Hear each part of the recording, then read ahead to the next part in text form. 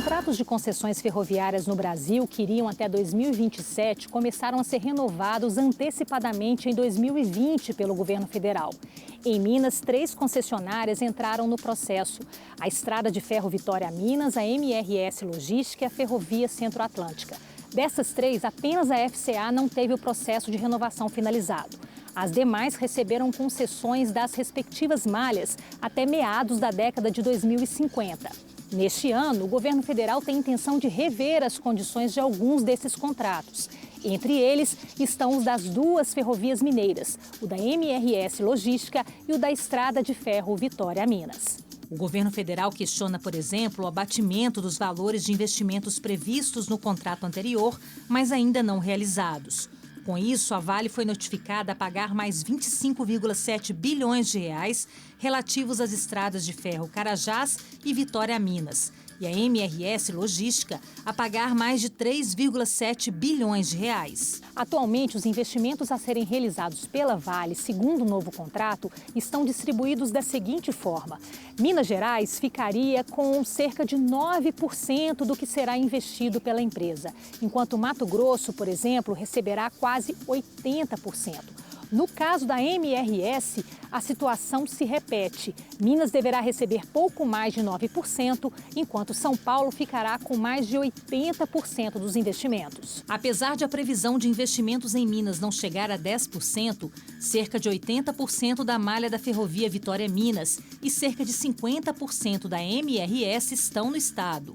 Uma lei federal conhecida como a Lei das Ferrovias, atualizada em 2023, estabeleceu a obrigatoriedade que os investimentos das renovações antecipadas ocorram de forma proporcional à extensão da malha ferroviária.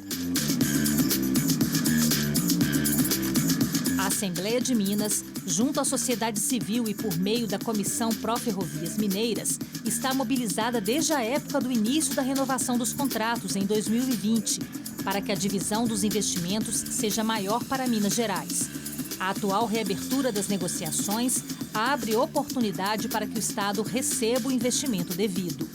O representante da ONG Trem afirma que é preciso vontade política, principalmente do Poder Executivo Mineiro, para conseguir um maior aporte de investimentos para Minas. E que esse dinheiro pode ser revertido em obras que efetivamente beneficiem os mineiros e não apenas as concessionárias. Quem que usa a linha da MRS, por exemplo, que leva minério daqui lá para o porto lá do Rio de Janeiro? Ninguém. Só os mineradores e a própria MRS. E o comprador chinês. O que vai fazer o trem chegar ao mineiro, às pessoas comuns, são as pequenas operações que existiam. Por exemplo, pegar um trem daqui para Divinópolis, daqui para Caeté, por exemplo. Entre os exemplos de obras demandadas estão ferrovias para cargas ligando portos e aeroportos e de passageiros, como o trem turístico Belvedere em Otim e o trem metropolitano Eldorado Contagem Betim, que beneficiaria o transporte metropolitano. Segundo André Tenuta, a Assembleia de Minas é, nesse momento, a voz da sociedade no processo de reivindicação e de sensibilização do governo estadual. A nossa voz, olha, está errado, o governo de Minas está dormindo, certo? Houve várias tentativas da Assembleia de fazer o governo do estado se mexer, foram infrutíferas. O dinheiro existe, a demanda existe, as condições estão aí, mas isso tudo tem que ser coordenado, porque é a nossa chance para que em algum momento a gente tiver um governo mais atento, mais interessado, que essas linhas sejam retomadas, refeitas, recolocadas e voltem à operação.